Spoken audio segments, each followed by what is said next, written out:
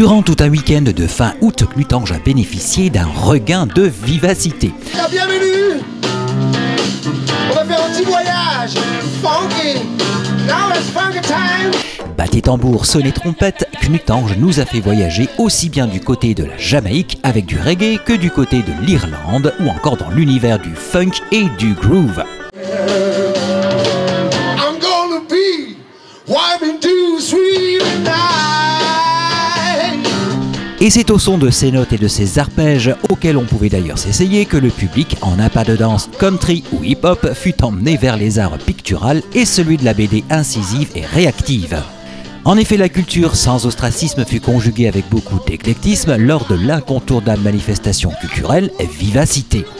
Cuvée 2012 un peu particulière puisque la salle Stirn étant en rénovation, les exposants et artistes ont pris leur quartier d'été sous chapiteau en nombre un peu plus restreint qu'à l'accoutumée.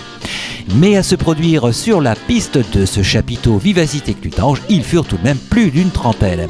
Joseph Ficara, le président de l'association Vivacité, l'a bien nommé.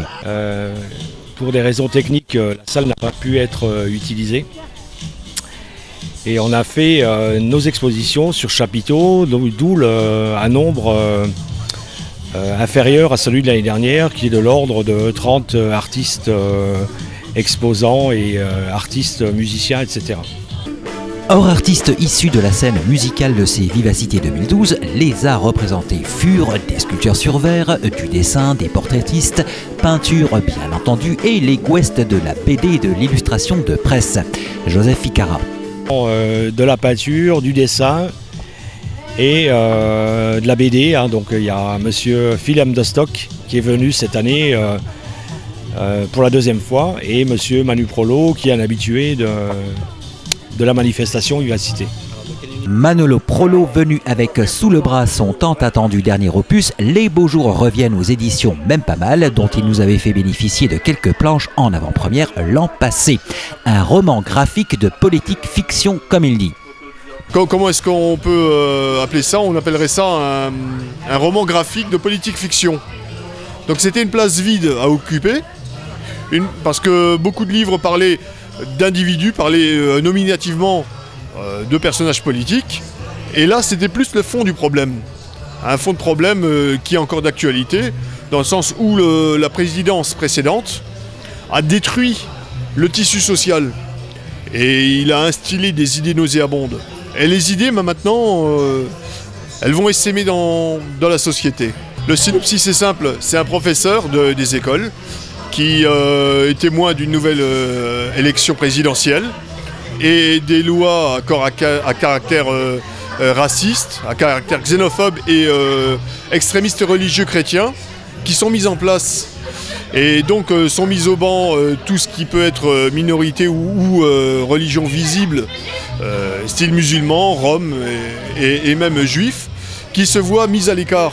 Et ce sont des lois qui ont été mises d'actualité par, à l'époque, les ministres comme Guéant, et qui ressemblait vraiment aux lois pétainistes.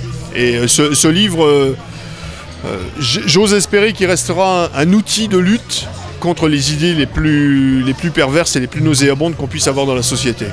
Et ce n'est pas l'illustrateur préféré du groupe Ange, Phil Dostock, qui va dire le contraire. Phil qui nous revient avec le deuxième tome de ses dessins de presse, toujours aussi efficaces et percutants, regroupant 5 à 6 années de travail. Phil.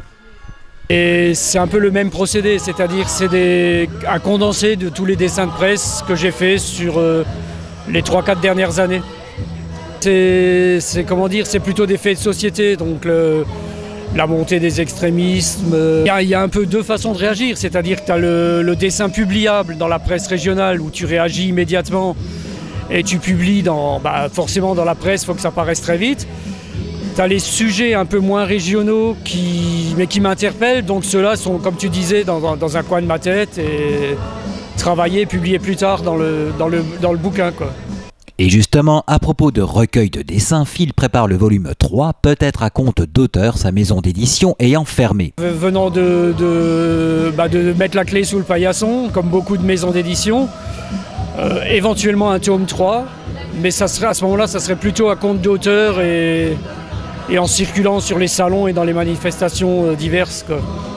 Mais à n'en pas douter, ce volume 3 sortira et remportera le succès qu'il mérite, comme les précédents dont les dessins décochent toujours autant de flèches de vérité avec beaucoup de talent. En tout cas, Phil et Manolo ont eu leur succès auprès de la jeunesse lors de ces vivacités, de quoi susciter des vocations. Et à propos de vocations, sous l'œil tutélaire de professionnels, des ateliers de dessin et de guitare furent proposés. Parallèlement, on a des ateliers de dessin, des ateliers, des masterclass de guitare. Et il y a nos amis irlandais de Grombir qui sont là aussi pour faire un peu d'animation.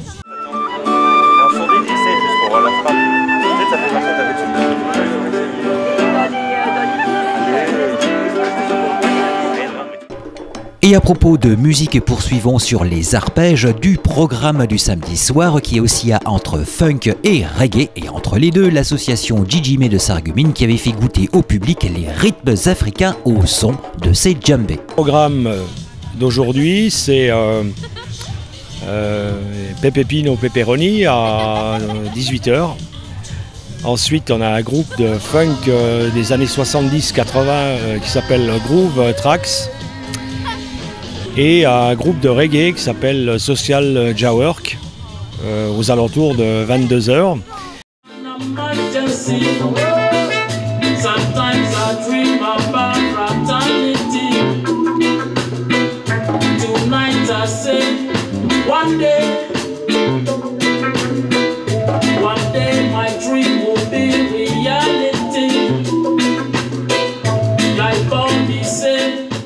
Le dimanche, après l'apéritif-concert de l'Harmonie, la prestation des lauréats des trophées de la chanson, la journée fut consacrée aux danses tahitiennes, au hip-hop, à la country et au son irlandais.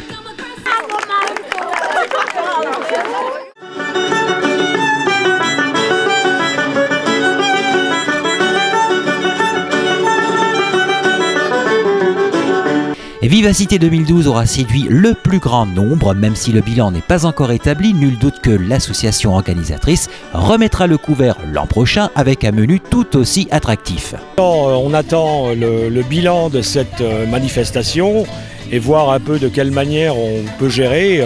Mais bon, nous, notre souci, c'est à ce que cet événement, tous les ans, il soit reconduit d'une manière la plus importante possible, quoi.